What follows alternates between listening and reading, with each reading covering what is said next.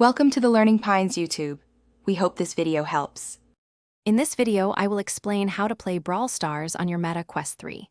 Since Brawl Stars is a mobile game, you'll need to mirror your phone's screen to your virtual reality headset.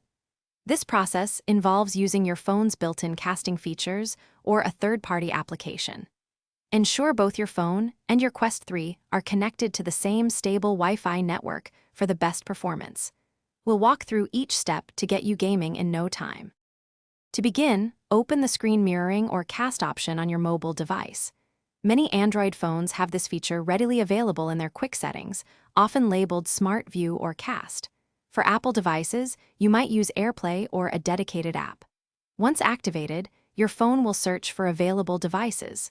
Select your Meta Quest 3 from the list.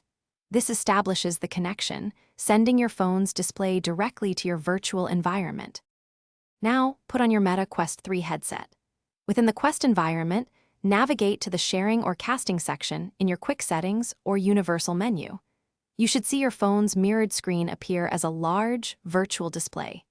You can adjust its size and position to your liking for optimal viewing comfort.